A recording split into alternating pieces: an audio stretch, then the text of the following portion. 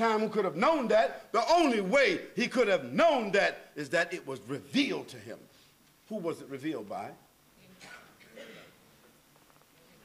Creator. So I say to all of you good people here who are non-Muslims, you need to read the Quran. Read it. It's open for you. And now you've got no excuse.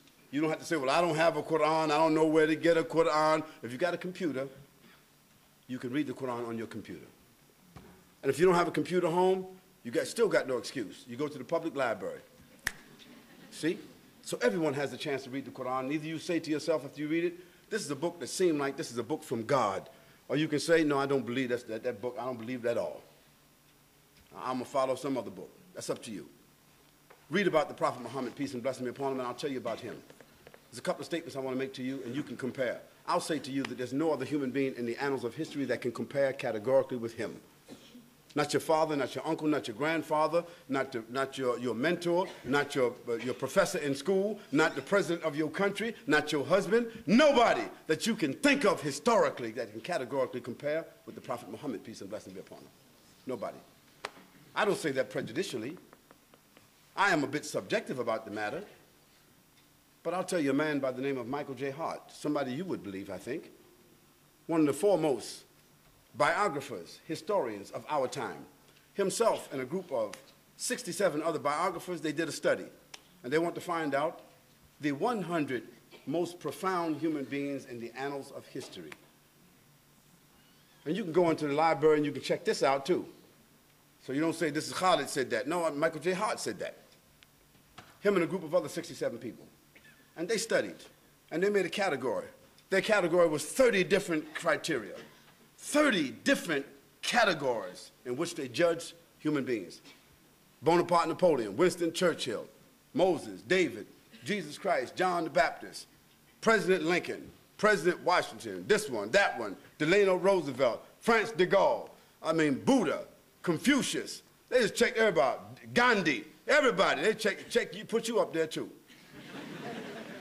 They took the most profound, widely known historical figures and they put them into this category.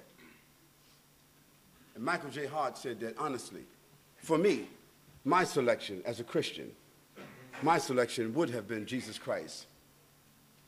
But there were at least 5 categories that I could not choose Jesus Christ because 5 of the categories had to do with that he was categorically the best father.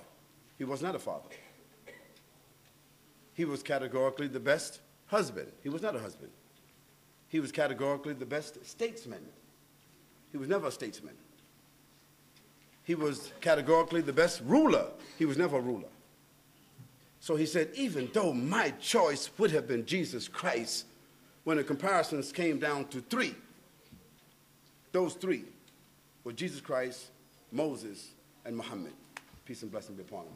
And guess who Michael J. Hart, with the collaboration of those other 67 biographers, guess who they chose? They chose Muhammad, peace and blessing be upon him. That's not a Muslim chose Muhammad. Michael J. Hart is a Christian. And I think he has a little bit better background biographically than you do. And 67 other collaborators with him studied that, looked at it, and this is a fact. Go to the archives of Time magazine, and it's there.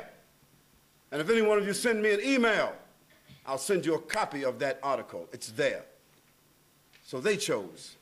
So I say, even maybe they were not correct. I say, you make a judgment. You do the same study that they did. You look at the same categories that they did. You're fair. You're just. You're intelligent. You're intellectuals. And I know you're objective, and I know you will read. And you make a determination, and you see. We don't say what Michael J. Hart said. We'll just say that Muhammad is a prophet of God. If he is a prophet of God, then that's the second thing I want you to acknowledge. You acknowledge that there's none to be worshipped except the Creator. I want you also to acknowledge that Muhammad is a prophet of God. If you have no reason to reject that, you have no reason to believe other than that, then you should be willing to say that Muhammad is a prophet of God. He must have been a prophet of God. The book that he brought, the life that he lived, his connection to Jesus Christ, that Jesus Christ prophesied him, and he confirmed Jesus Christ. He must have been a prophet of God. He was a prophet of God, a cousin of the other prophets. He came from a brother of those who was under Abraham. He must have been a prophet. He must have been a messenger. Categorically, He stood on a platform of dignity and high honor. And that's what Allah said about him in the Quran. وَإِنَّكَ عَلَىٰ خُلُقِ الْعَظِيمِ. Verily, O Muhammad, you have been set on a platform of dignity and honor for all human beings to look at and to follow and to examine. And the other thing that they categorize is that which one of their lives have been documented the most. And who do you think it came to? Muhammad. So we say, Allahumma salli ala Muhammad wa ala ali Muhammad, kama sallaita ala Ibrahim wa ala ali Ibrahim fil alamin, innaka hamid majid. Allahumma barak ala Muhammad wa ala ali Muhammad, kama barakta ala Ibrahim wa ala ali Ibrahim fil alamin, innaka hamid majid. We say, oh Allah, bless Muhammad and all the followers of Muhammad, and bless Abraham and all the followers of Abraham, that include all the prophets. Bless all of them. Verily, you are praiseworthy and glorious. Oh Allah, exalt Muhammad and the followers of Muhammad, and exalt Abraham and all the followers of Abraham, that mean all the prophets and all the monotheistic people, and exalt all of them. Surely you are full of praise and glorious. That's what we say. And so now the onus is on you to examine what is the Quran, who is Muhammad, and what is Islam. Not what you think he was, not what somebody else told you that it is, not what your father said, not what your brother said, not what your teacher said, not what the news said. That's how we started out. I want you now to say to me, any of you, I don't believe what you said. I know what Islam is. Then bring your evidence. And for those of you who can accept that there's none to be worshipped or recognized except the Creator, and I'm not talking to the Muslims here, those of you who are non-Muslims who can accept that there's none to be worshipped except the Creator, the one Creator, who is our Lord, your Lord, the one God for the heavens and the earth, who believe that there's only one God and worship one God, raise your hands. I'm not talking about the Muslims, I'm talking about the non-Muslims. Yes, just raise your hand, let me count, please.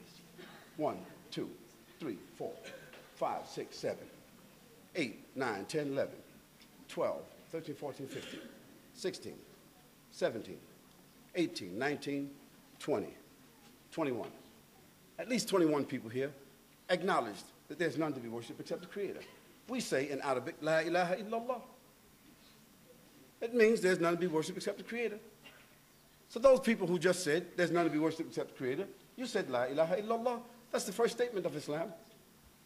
There's no tricks here. I'm not doing no magic. I'm not David Copperfield.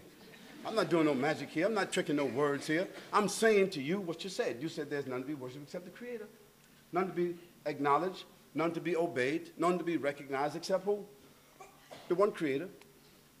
And how many of those same people here, by the definition that I gave, the connection to Jesus Christ, the issues regarding the Prophet, regarding the issues regarding the Quran, the nature of the man, the character of the man, the station of the man, as has been recorded by non-Muslims and Muslims alike, that Muhammad had to be a prophet and a messenger of God. How many of you sane people would accept that? 1, 2, 3, 4, 5, 6. Now, in very simple terminologies, we're not here to convert anybody. That's not our job. We're not Jehovah's Witnesses, and we're not any kind of witnesses like that. That's not what we do. We're not looking for scalps, and we're not looking for, nobody's going to